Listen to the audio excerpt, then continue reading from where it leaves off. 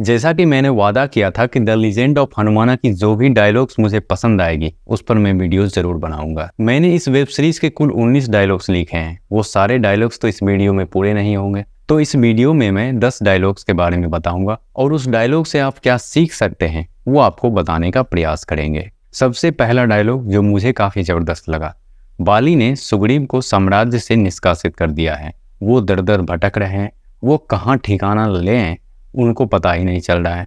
कुछ समय पहले वो सोने के महल में थे, इतने बड़े साम्राज्य के वो राजा थे, अभी वो जंगल में रहने को मजबूर हैं। तब जामवंत साहब उनको कहते हैं, छाँव हमेशा के लिए नहीं रहती सुग्रीव, जीवन के धूप का मजा लेना सीखो। आपके भी जिंदगी में जब अच्छा वक्त आता होगा तब तो आप यही सोचते होंगे कि ये वक्त तो कभी जाने वाला नहीं, पर अगले ही क्षण आप देखते हैं कि वो वक्त जा चुका है। वक्त की सबसे अच्छी बात यही है, चाहे वो बुरा हो या अच्छा हो, वो चला जाता है। बुरा है तो धैर्य रखिए, अच्छा है तो उतने भी उतावले मत होइए, क्योंकि वो भी एक वक्त ही है, वो चला जाएगा। और बुरे वक्त के लिए हमेशा इंसान को तैयार रहना चाहिए, क्योंकि वो कब आ जाए किसी को नहीं पता। फिर सुग्रीव साहब को साम्राज्य से निष्कासित कर दिया गया है। उनको चिंता है कि वहाँ की जो प्रजा है उसके साथ क्या हो रहा होगा, बाली उसके साथ किस तरह का व्यवहार कर रहा होगा। तब सुग्रीव बोलते हैं कि मुकुटों का भार सर से ज़्यादा आत्मा पर होती है। ये चीज़ तो आपने भी ज़िंदगी में कई बार महसूस किया होगा कि आपको जब कोई जिम्मेदारी दी जाती है तो उसका भार शरीर पर या फिर दिमाग पर नहीं, मन पर ज़्यादा होता है। जैसे कोई माँ अपने बच्चे को गोद में लिए जा रही है, कई किलोमीटर चल रही है, लेकिन फिर भी वो अपने बच्चे को नीचे नहीं उतार सकती, क्योंकि शरीर को जो दर्द हो रहा है उससे ज़्यादा बड़ा दर्द आत्मा का है, मन का है। कोई भी काम आपको दिया जाए और आप यदि ईमानदार आदमी हैं तो उनका भार आपके सर से ज़्यादा आत्मा पर होगा कि उस काम को हम कितने अच्छे से करें कि वो समाज के हित का हो या फिर जिस आदमी ने मुझे वो काम सौंपा है उसके हित का हो। फिर कहानी आगे बढ़ती है। जामवंत साहब सुग्रीव को कहते हैं बाली के बारे में, जिनका राज खुद पर ना चले वो दूसरों पर क्या राज करेगा। बाली साहब राजा बन चुके हैं, उनको खुद पर ही संयम नहीं है तो वो दूसरे पर किस प्रकार से अच्छी तरह से राज कर पाएंगे। ये लीडरशिप की सबसे पहली क्वालिटी ये होती है कि वो खुद पर काम करे। खुद यदि बेहतर है तो उसके अंदर जो भी काम कर रहे हैं वो खुशी खुशी उनके लिए काम करने के लिए तैयार होंगे। लेकिन वो खुद इतना सक्षम नहीं है, वो खुद उस काम के प्रति डिवोट नहीं है, तो उनकी जो प्रजा है या फिर अभी की भाषा में बोलें तो उनके यहाँ काम करने वाले जो एम्प्लॉय हैं वो अच्छी तरीके से काम ही नहीं कर पाएंगे। तो लीडरशिप का मजबूत होना, संयमित होना और अपने काम के प्रति डिवोट होना काफ़ी ज़्यादा ज़रूरी है। अगला डायलॉग तो यही है जिसके बारे में मैंने पिछले वीडियो में भी बताया था, मार्ग तो सही है पर क्या लक्ष्य सही है। ये डायलॉग्स भी काफ़ी कमाल के हैं। कई बार हम सही आदमी चुन लेते हैं, पर क्या वो सही आदमी सही लक्ष्य की तरफ ले जा रहा है। मान लेते हैं हम काम ही गलत चुन लिए तो उस काम का टीचर भी गलत होगा। उस काम के लिए जो वो बता रहा है वो बातें सही है, पर जिस जगह पे हम पहुंचेंगे उस जगह पर पहुंचने के बाद क्या हमें वो खुशी मिलेगी, या फिर पहले जो सपना हमें दिखाया गया था वो सपना वहां पर जाके पूरा होगा। बहुत सारे मोटिवेशनल स्पीकर या फिर फाइनेंशियली इन्फ्लुएंसर जो हैं वो ये सब सपना दिखाते रहते हैं। वो आपको दिखाएंगे कि ये आपको मिल गया तो काफ़ी सफलता मिलेगी, ये आपको मिल गया तो आप ज़िंदगी में खुश हो जाएंगे, यदि ये आपके पास नहीं है तो ये कमी है, ये नहीं है तो वो नहीं है। इतना चीज़ आपको दिखाते रहते हैं और जब आप वो पा लेते हैं तब आपको पता चलता है कि ये सारी चीज़ें भी खोखली थी, या फिर वो पाने का रास्ता ही इतना मुश्किल था कि उसे पाने में आपने ज़िंदगी की बाकी और चीज़ें गंवा दी। तो क्या फ़ायदा उस चीज़ का, जब आपके पास जो है उस चीज़ का आप मज़ा ही नहीं ले पाए तो वो पाने का फ़ायदा ही क्या है। अगला डायलॉग हनुमान जी का है। वो जब पहली बार राम से मिलते हैं वो देखने जाते हैं कि क्या वो सही आदमी है या फिर नहीं। हनुमान जी सुग्रीव जी के साथ हैं। पूरा कहानी यदि आपको नहीं पता है तो संक्षेप में आपको बताता हूँ। ये सब बंदर वाली टोली के हैं, इनको बाली ने निष्कासित कर दिया गया है, तो ये सब अपना ठिकाना ढूंढने के लिए वहाँ से निकले हैं। राम जी भी उसी रास्ते से जा रहे हैं और वो खुद सुग्रीव को ही ढूंढने जा रहे हैं ताकि उनसे मदद लेकर सीता जी को ढूंढने जाएं। तो उसी रास्ते में सुग्रीव जी को जब पता चलता है कि कोई इंसान उन्हें ढूंढ रहा है या फिर उनके जंगल में आ गया है, तब वो हनुमान जी को भेजते हैं पता करने के लिए कि जाकर देखो वो आदमी सही है या फिर हम पे वो हमला करने के लिए आ रहा है, वो बाली का भेजा हुआ कोई दूत तो नहीं है। तो जब हनुमान जी पहली बार भेष बदलकर उनके पास जाते हैं, तब राम जी बोलते हैं कि ये सारी बातें मैं आपको नहीं बताऊंगा, ये काफ़ी दुख भरी बातें हैं, ये बातें मैं सुग्रीव को ही बताऊंगा। तब हनुमान जी बोलते हैं, बच्चे लोग जिस दुख को लेकर मरे जाते हैं, वैसा लाख दुख लिए हम रोज जिए हैं। आपकी भी जिंदगी में छोटी सी दुख आपको काफ़ी ज़्यादा परेशान करती होगी, लेकिन कई ऐसे इंसान होंगे जो उस दुख को कुछ समझता ही नहीं होगा। कई ऐसे आपने बायोग्राफीज देखी होगी, कई ऐसे आपने इंसान के बारे में पढ़ा होगा जिनकी ज़िंदगी में इतने ज़्यादा दुख थे जिनकी आप कल्पना भी नहीं कर सकते। उनके सामने आपका दुख इतना छोटा है कि उसका क्या ही बात किया जाए। वो गाना है ना, दुनिया में कितना गम है, मेरा गम कितना कम है, औरों का गम देखा तो मैं अपना गम भूल गया। तो दूसरों के गम से कंपेयर कीजिए, क्या आपका दुख सच में इतना बड़ा है? क्या उससे पार नहीं पाया जा सकता?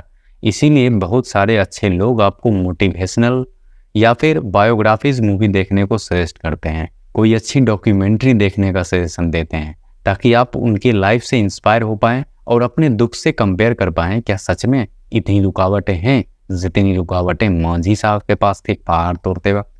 क्या उससे ज़्यादा मुश्किल काम आप कर रहे हैं? अब उस मुश्किलों में डूबने के लिए ही अगला डायलॉग है, सागर की गहराई जानने के लिए उसमें तैरना नहीं डूबना पड़ता है। देखिए, है ना कितना कमाल का डायलॉग। यदि सागर की गहराई जानना है, किसी काम के डेप्थ को जानना है, तो ऊपर ऊपर से जानने से कोई फायदा नहीं होगा। आप ऊपर ऊपर से तैर रहे हैं और आपको सफलता गहराई वाली चाहिए। जो गहराई तक गया है उसे ही तो डेप्थ का मजा आएगा।